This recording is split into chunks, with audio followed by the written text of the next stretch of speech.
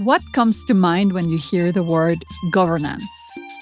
In this episode, we're taking a closer look at a central aspect of civil society organizations' finances: the role of the board in financial sustainability. What does good governance mean?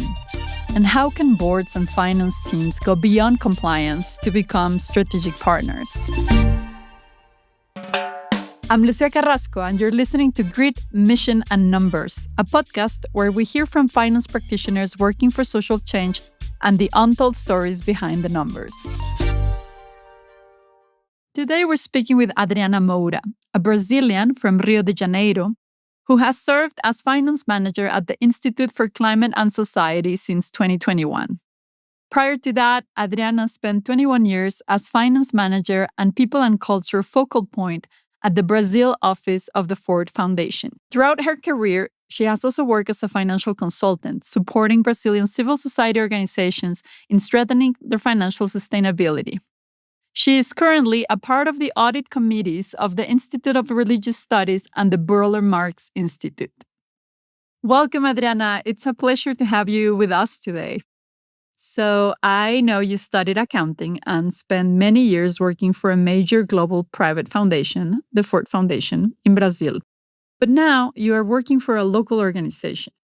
I'd love to hear about your career journey and that transition in particular. Obrigada, Lucia. Obrigada estar aqui com vocês hoje. Thank you, Lucia. It's a pleasure to be here with you today. When I first started studying in this field, there was almost a stigma attached to it. People tended to believe that finance and accounting work in the nonprofit sector and NGOs was relatively easy, so I often think about how to break down those stereotypes. The idea that finance professionals in NGOs don't have much work to do. We work very hard, really hard, Lucia. E muito mesmo, sabe, Lucia? Então, a minha maior, decisão lá para ter esse tipo de mudança.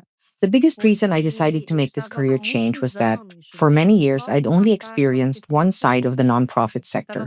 I was very much immersed in the perspective of a private funder with a well-established endowment, highly flexible funding, predictable resources, and essentially a single source of funding.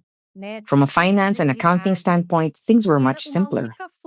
Eventually, I realized I wanted to contribute more directly to the field and experience a different perspective. I thought I'd really like to be on the other side. It was a completely different world, one that had always seemed out of reach to me. Of course, working for a foundation teaches you a tremendous amount because there's so much structure and support. It's a real privilege. Making that transition helped me realize that the role of finance isn't just about controls and management. It can be much more strategic and much closer to the organization's mission and day-to-day work. Finance takes on a different meaning. It's very interesting what you're saying about the difference between working on a finance team at a private foundation versus an NGO. In civil society organizations, finance goes beyond managing resources. It really becomes a key driver of the organization's long-term sustainability. What can you tell us about the role of the board in an organization's financial health? And for that matter, why are NGOs expected to have boards in the first place? Essa sua pergunta é muito boa. That's a great question.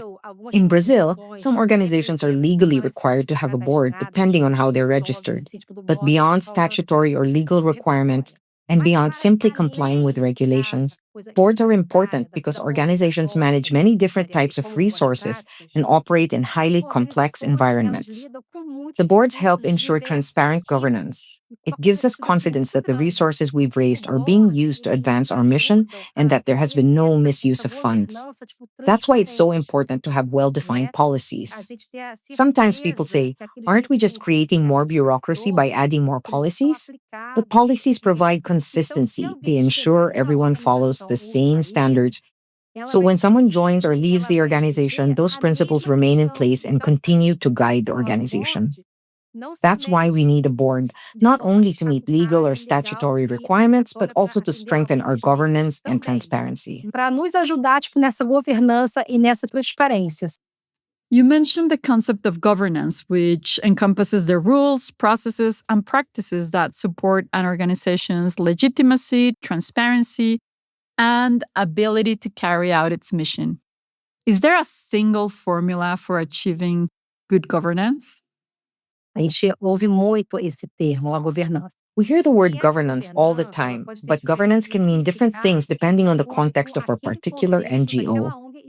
Governance isn't only a formal structure made up of rules and assigned roles, it's fundamentally about how collective decisions are made. Governance isn't a predefined model that can simply be applied to every organization in exactly the same way. Every organization operates within its own cultural context. There are different community and organizational dynamics. For example, I can't expect a policy to be approved within a month if the governance structure includes 10 leaders and requires approval from a General Assembly of 300 people. So it's not a matter of saying one model is more or less efficient than another.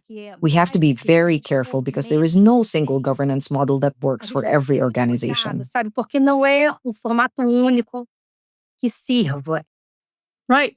Governance structures exist to support an organization, and there is no one size fits all formula. But you mentioned a few fundamental principles that are essential for good governance: accountability, transparency, the rule of law, and financial management. What about from the donor's perspective? I've heard donors express concerns that an organization's governance is not strong or effective enough.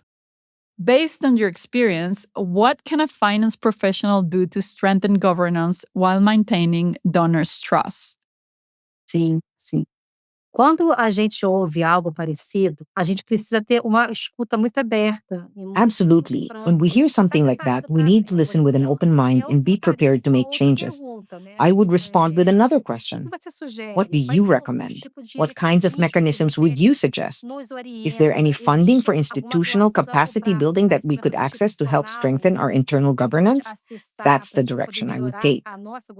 So if a funder tells me that our governance isn't where it should be and needs improvement, the first thing I'd want to understand is why they reached that conclusion. I'd also want to know whether they could afford any support to help us improve. That creates an opportunity for dialogue and collaboration. Poder me dar, né? Para a gente poder trocar. That's an excellent idea, turning feedback or a challenge into an opportunity to strengthen both your organization's governance and your relationship with the donor. Building on that idea of opportunities and of understanding whether a board is functioning effectively, one of the questions we ask before organizations begin our fire training program, through which we have worked with over 500 organizations, is: to what extent is your board involved in your organization's finances and resource mobilization? What we've learned is that in more than half of the organizations we work with, the board participates in financial matters and fundraising only occasionally rather than on a regular basis. What advice would you share with other finance leaders about engaging boards more actively in finance and resource mobilization? Essa sua pergunta é bem interessante, Lucia. That's a very interesting question, Lucia. Let's say that almost 100% of board members are highly accomplished people who genuinely want to support the organization. At the same time, they usually have very limited availability, and most of them serve as volunteers. People often say our board only gets involved when we ask them to, but we're the ones who are running the organization every day. If we don't ask for their support, if we don't create opportunities and regular channels of communication, they'll never know when we need them. So the real question is, how do we build open communication and a relationship of trust with our boards? Serving on a board isn't just about contributing, it's also about learning. It requires humility and a willingness to exchange ideas. No one should approach the relationship as if they're above anyone else, because we're all working toward the same purpose. At my organization, for example, we have a governing board made up of 9 members. Within that board, we've established several committees. We recently created a crisis committee to help us think through what's happening around the world in this new geopolitical landscape. What risks should we be paying attention to that we may not be seeing today? Some NGOs also have an audit or fiscal committee that focuses more specifically on financial oversight and accounting matters. The key is to make the best possible use of board members' limited time by focusing their attention on issues that are truly strategic and require timely decisions. We need to rethink how our governance structures operate so they can keep pace with the realities facing the nonprofit sector today. Most importantly, we need to remember that the board isn't there to police the organization. It's there to advise it. The board should be involved before problems arise, not only after they happen. That means we have to invest time in building that relationship because doing so will strengthen our organizations tremendously. Nos fortalecer enormemente. I love that. The board is there to advise. And yes, both the geopolitical and philanthropic landscapes are changing rapidly. We are currently witnessing a historic decline in foreign aid, which is having a significant impact on many NGOs around the world. At the same time, we're also seeing changes in donors' practices. How can a board help guide and support an organization through these changes? Essa mudança geopolítica está mudando já, né, o nosso cenário. The geopolitical landscape is definitely changing our operating environment, so we need to develop and implement a risk management policy. Our board supported the creation of a reserve fund. We received the General Support Grant, which provided flexible funding, and with the board's backing, we were able to establish that reserve.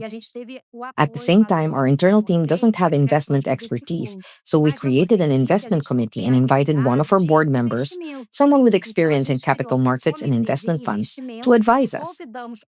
Increasingly, we're realizing that we need to create specialized structures because there are so many important issues that require different kinds of expertise. And with our funders, our donors, we are noticing a change in practice. They are much more attentive. They're asking us for many more audits. They're asking for many more written internal controls. They're requesting policies they weren't requesting before, all to reach a level of compliance that they consider appropriate. Before, they were checking boxes. Now they want to know more. So this issue of governance and compliance has become much sharper because of the funders. And we have to be prepared to work with our boards to respond to this. And once again, it's not about complying just because our funder requires it. It's because it's a good practice that, if implemented, will give us long-term sustainability with other funders as well. A longo prazo para a gente, para outros financiadores. That's right. And speaking of good practices, considering your experience at a large private foundation, are there other board-related practices that you would recommend for NGOs? Que eu vejo pouco de, tipo, relevante, a gente poderia pegar de coisas boas das grandes fundações. Something relevant we can take from large foundations is having really well-defined board roles and responsibilities. Because today, many organizations' boards are made up of people with the same expertise, strong programmatic knowledge, or big names in the field. What I wish I saw more is having a type of board that brings in what's missing, the complementary areas of expertise, whether it's technology, communications, or finance, Without this diversity, strategic planning is impacted. So who are the people we need to invite to our board? It's the people who think differently, who will champion our goals and help us bring more strategy to our financial sustainability, right? Sustentabilidade financeira, mais estratégicos, né? This is so true. And coming to the end of this conversation and to close it, let's look ahead. Do you foresee any change in governance practices in our sector? A gente precisa falar sobre segurança digital, que eu acho que é tema também. We need to talk about digital security. This is a topic we're hearing a lot about, a major trend. Another hot topic in Brazil right now is mental health and employee well-being. Very recently, the NR1 law was introduced at the national level. It requires all companies and NGOs to report whether their employees are mentally healthy. And something I constantly see are the ways in which grassroots organizations and local communities need to be included as equal partners in decision-making. It is very common to hear from these organizations that funding does not reach them directly on the front lines. Sure, the funding eventually arrives, but there are several layers that the money goes through before it reaches them. And we know that some funders also want this kind of change, right? I see this as a trend, so these grassroots organizations need to be prepared for this with governance structures. And that can be scary if you think you have to implement it exactly as it's done in the corporate world, The question is, what do these organizations need to have in terms of governance in order to manage direct funding? Todo esse tipo de recurso. E que governança será essa? Thank you, Adriana, for sharing your wisdom with us today. Mas foi grande prazer. É sempre bom, né? Eu falo demais, eu vou lá, viajo. It was a great pleasure, always good. I talk a lot. I go off on tangents and wander. Of course, the idea here is to wander together and exchange experiences about finance with leaders like you. Let's highlight a few points for our listeners. In case someone is wondering, finance professionals in NGO work a lot. And beyond the financial issues, they also play a key role in promoting good governance practices. Good governance is not about satisfying donors. It strengthens legitimacy, transparency, and the capacity for action in our organizations and movements. It protects leaders. Shared rules create trust, and trust attracts lasting support.